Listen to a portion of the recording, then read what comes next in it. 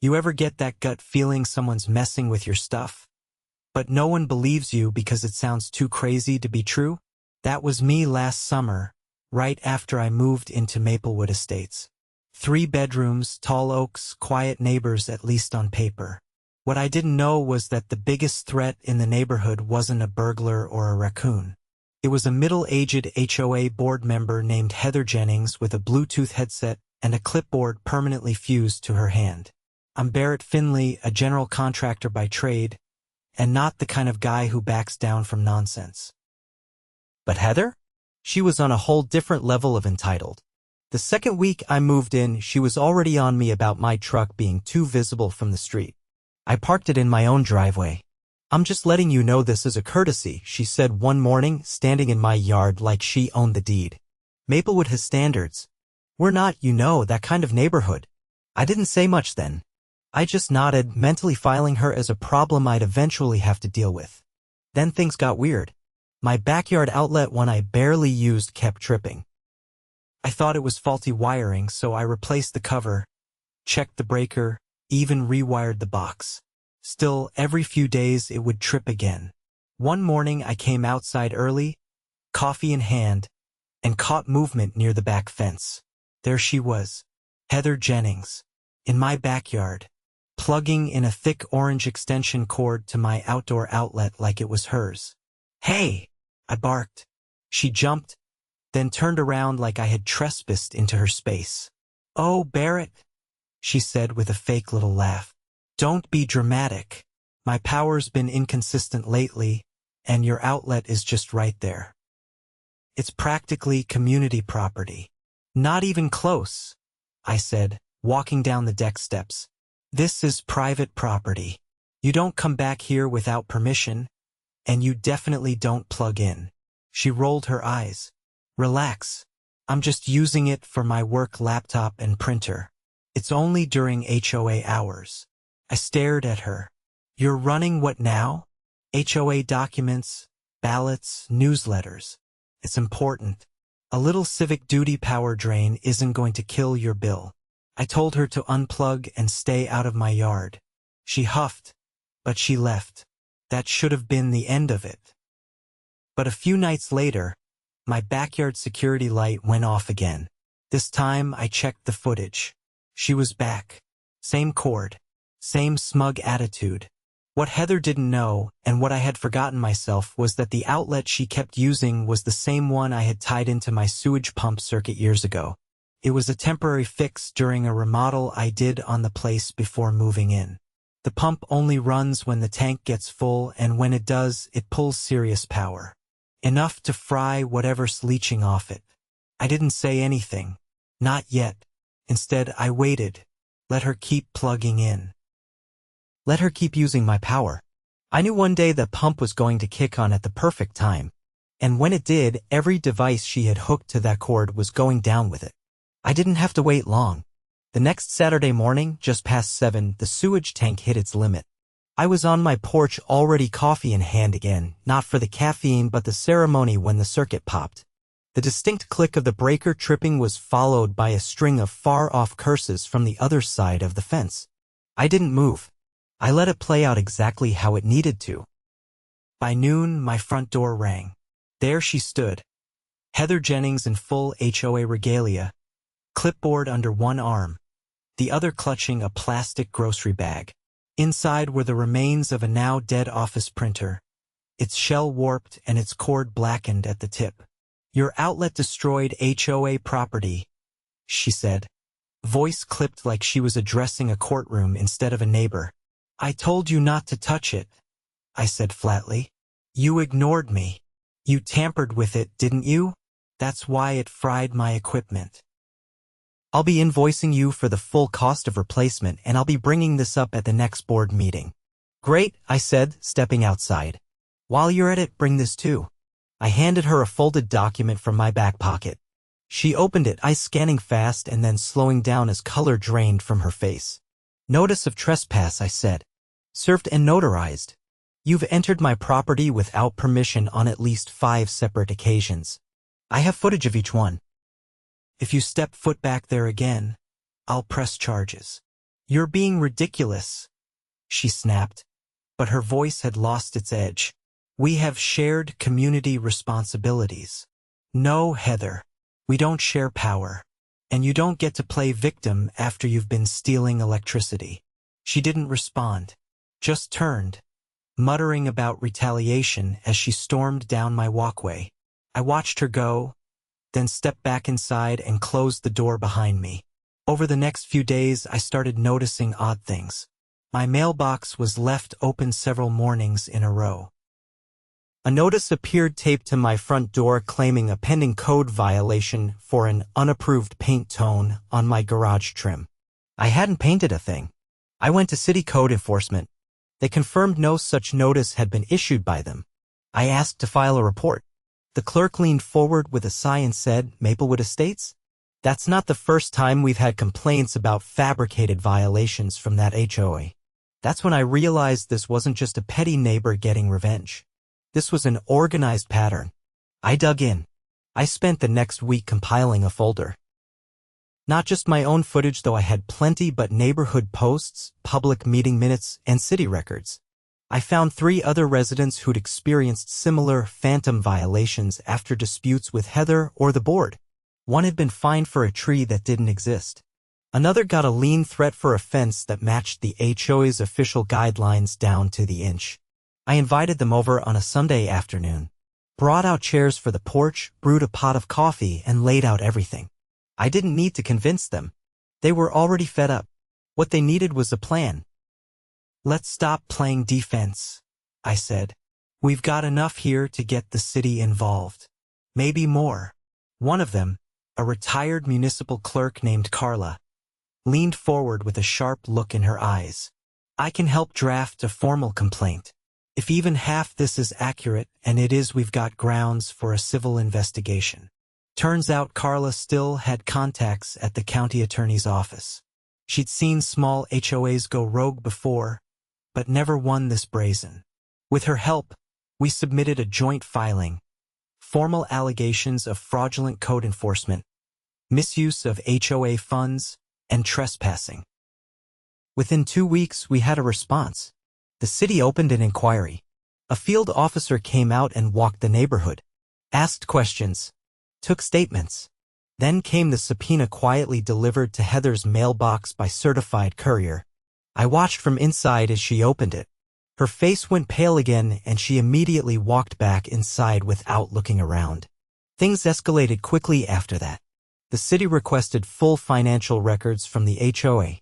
Heather delayed, claimed technical issues, said the treasurer was out of town. The city gave her a deadline. She missed it.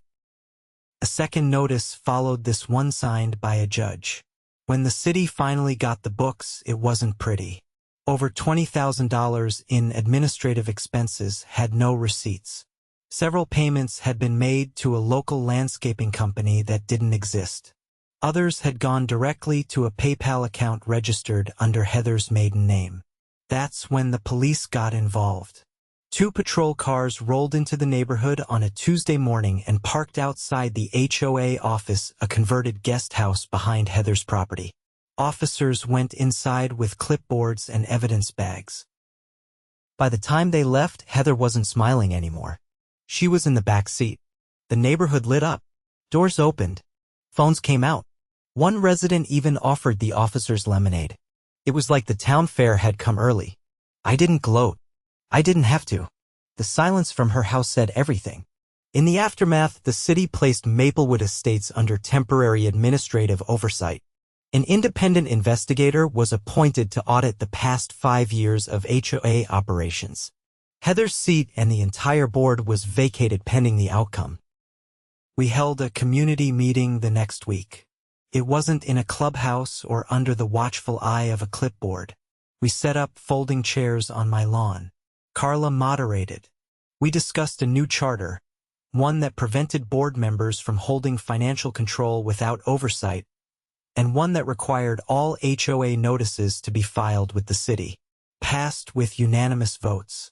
By the time summer ended, Maplewood felt like a different place. People waved more. Kids played in the street again. And my backyard stayed exactly how it should. Private, quiet, and untouched. I replaced the outlet cover with a locking box just in case. Not out of paranoia, out of principle. Some people say power corrupts. But in Heather's case, all it took was an extension cord and the wrong outlet. The first time I saw Heather after her arrest, it wasn't in handcuffs. It was at the county courthouse, walking briskly behind her lawyer, lips pressed into a tight line like she had just swallowed a lemon whole. She glanced at me only once, eyes cold and calculating, before disappearing behind the frosted glass doors of courtroom B.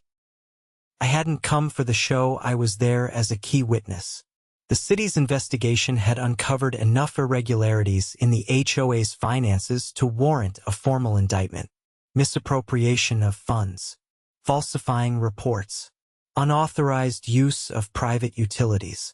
And for me, the most personal criminal trespass and attempted coercion through fabricated municipal violations.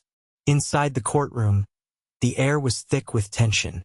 The judge, a stern older man with silver-rimmed glasses and a reputation for zero tolerance toward abuse of public trust, called the hearing to order. Heather's attorney tried to downplay the charges, suggesting that any financial discrepancies were the result of clerical disorganization, and that her presence on my property had been misunderstood community engagement. When I took the stand, the prosecutor didn't waste time. "Mr. Finley, did the defendant ever have your permission to access your backyard electrical outlet?" "Never," I said clearly, meeting Heather's gaze. "Not once. And when you confronted her about it?" She laughed, told me it was practically community property. Then kept coming back. The prosecutor nodded and turned to the judge. "Your Honor, we have time-stamped video footage from 5 separate incidents showing the defendant entering Mr. Finley's property without consent, plugging into his outdoor outlet. Furthermore, we have evidence that her laptop and printer were used to draft over a dozen fake violation notices targeting residents who had previously disagreed with her during HOA meetings." Heather's lawyer objected, claiming the connection was circumstantial. The prosecutor responded by producing a forensic report, metadata from Heather's devices showing document creation times that matched the exact moments she was illegally accessing my power. When that didn't work, the defense tried to shift the narrative toward my sewage pump, implying it was some sort of malicious trap. "Are you claiming," the judge said slowly, adjusting his glasses, "that Mr. Finley deliberately wired his sewage system to sabotage someone who had no business using his outlet to begin with?" There was a long pause.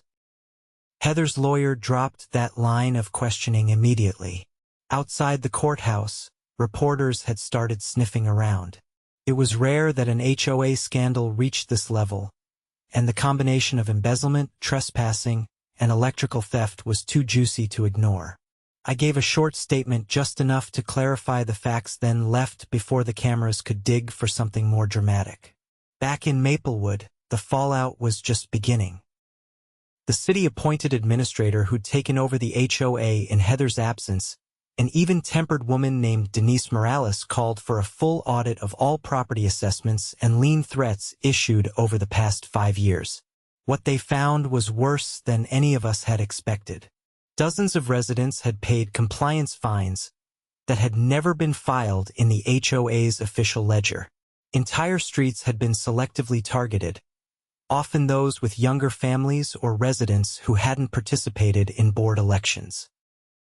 In one case, a single mother had paid over $800 in fabricated penalties for improper porch lighting and non-standard mailbox dimensions infractions that didn't exist in the HOA's own bylaws. When Denise held a town forum in the local community hall, it was standing room only. People brought documents, receipts, and in some cases, copies of old emails from Heather herself. This wasn't just neglect, Denise said, standing beneath the faded Maplewood Estates banner. This was systemic manipulation by a board that operated without transparency or accountability.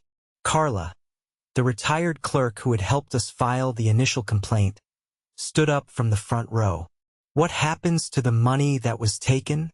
We're working with the city attorney to issue restitution where possible," Denise replied. but some of it may never be recovered. That's why we're also pursuing civil damages. That got the room buzzing. Not angry, but focused, determined.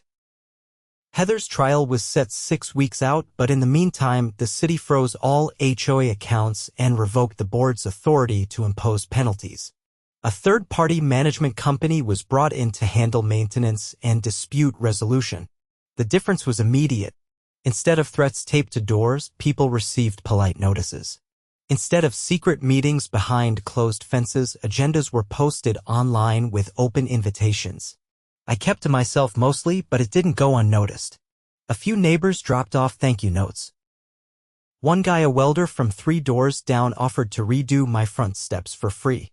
He said he'd been fined twice for having his welding rig in his driveway, both times when he was home for lunch. You nailed her good, he said, measuring the steps with his thumb. She had half the neighborhood terrified. She picked the wrong outlet, I said. Then came the news that made everything else feel like prelude. A second indictment was issued, this time against 2 former board members who had quietly resigned months before the scandal broke. They weren't just complicit. They were partners. The landscaping company that had received over $10,000 in payments? It was registered under a shell LLC co-owned by Heather and one of the men, a retired insurance adjuster named Marvin Gill. They'd been siphoning funds for years, disguising them as routine maintenance expenses. The city's forensic accountant traced the money to a joint account used to pay for a series of luxury cruises. While residents were being fined for mailbox paint. At that point, even the most skeptical neighbors stopped defending the old regime. The city moved to formally dissolve the HOA's existing charter. In its place, residents voted to form a new association, voluntary, transparent, with no authority to impose liens or issue fines without judicial backing. The new board was made up of volunteers, all elected in an open ballot held under city supervision. I didn't run. I didn't want the job. But I did agree to serve as a community liaison, a fancy term for guy you call when something feels off. It was fitting.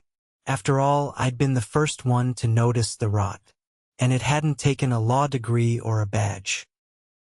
Just a contractor's eye for bad wiring and a healthy dose of stubbornness. The night before Heather's sentencing hearing, I went out back and stood by the pump. It sat quiet under its weatherproof housing, humming faintly with potential. I hadn't touched it since the day the breaker blew. I thought about everything that had come from that one outlet. How something as small as a cord could expose so much corruption. How a woman so obsessed with control had undone herself with a single greedy habit. The next morning, the judge handed down his sentence. 18 months for fraud, plus restitution and a 5-year ban from serving on any governing board. The courtroom clapped. Not a cheer, just a solid, unified clap. Like a gavel of its own. Maplewood changed after that.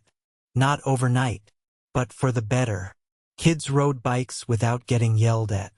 Garden flags stayed up. Trucks parked without fear. And no one not once ever touched that outlet again. The new board had been in place for 3 months when the final piece of the puzzle dropped. By that point, Maplewood had settled into something close to normalcy. Lawns were green again, not because of HOA mandates, but because people wanted them that way. Weekend block cookouts had returned. For the first time in years, nobody was afraid to open their mailbox. But even with Heather sentenced and the board dissolved, something still didn't sit right with me. The financial audit from Denise's team had covered the big numbers. The fake landscaping company, the missing receipts, the PayPal trail, they'd nailed all that. But there was one figure that hadn't been explained. A single line item in the ledger marked Emergency Utility Fund Disbursement Confidential. Over $6,000. No record of where it went. No receipt. No time-stamped approval. Just a vague note in handwriting that didn't match any of the board members' usual signatures. I brought it up to Carla during one of our liaison meetings. Could have been pocketed the same way as the other stuff, she said, flipping through one of the copies. But this note's different. The rest of the embezzlement was buried under fake vendors. This looks like a payout. To who? I asked. She didn't answer right away. Just stared at the name of the disbursement line, tapping her pen against the page. "You remember the blackout last spring?" she said finally. "That wasn't something anyone forgot easily. The transformer at the east end of the neighborhood had blown during a windstorm. Most of us were without power for nearly 24 hours. Rumors had swirled that someone on the board had rerouted emergency funds to rent generators for themselves while the rest of us sweated it out." Carla pulled out a separate folder. It had copies of emails submitted during the audit that hadn't been entered into the public record.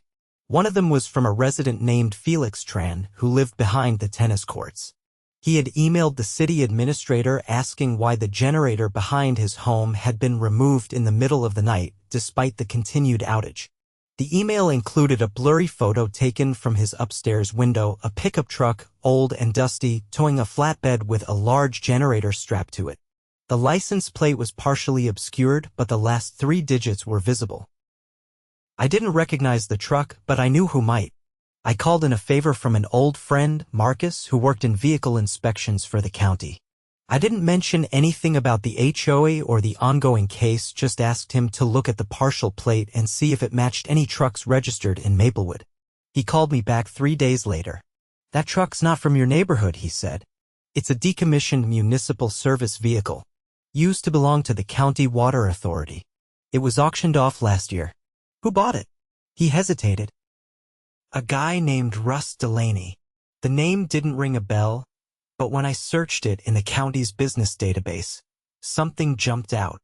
Delaney Utilities listed as a subcontractor for emergency electrical response.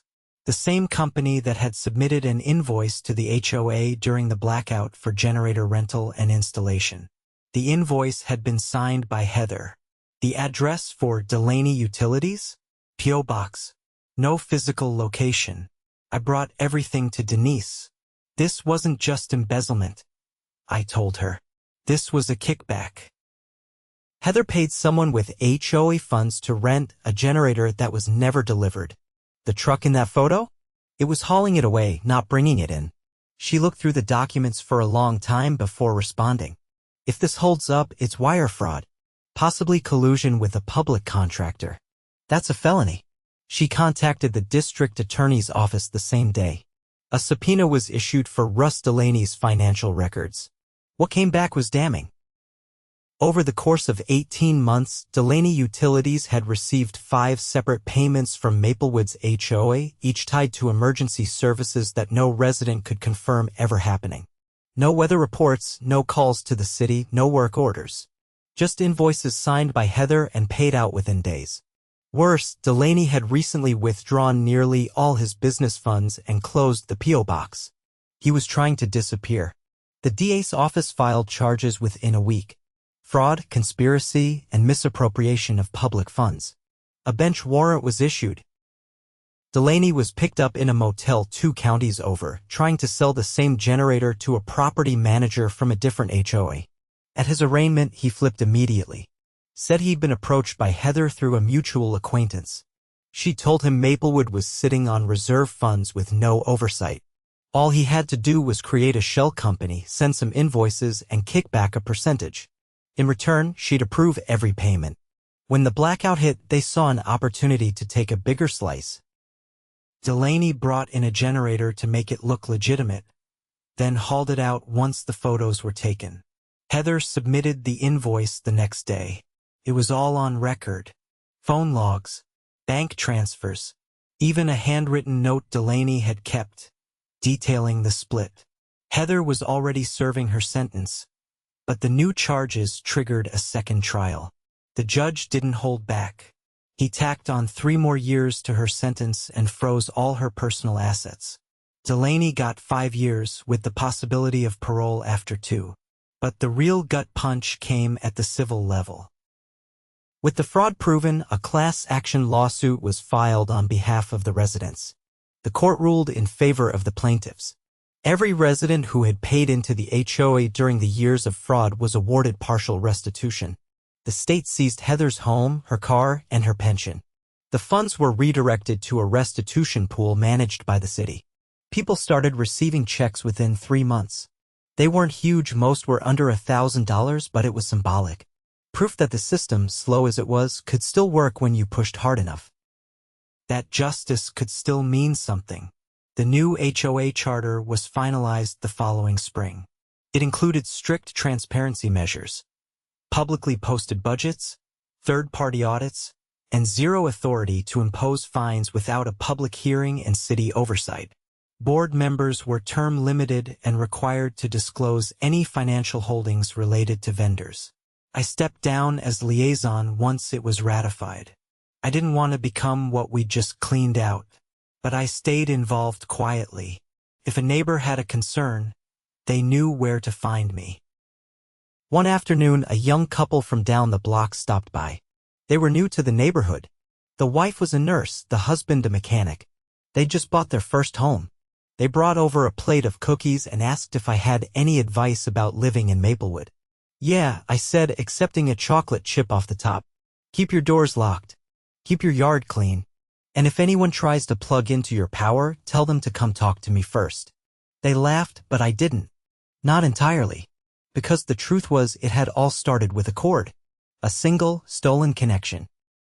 But in the end, it had become something else, a current of accountability that ran deeper than wires or bylaws. And for the first time in a long time, Maplewood felt plugged into something real. Something honest. No extension cords required.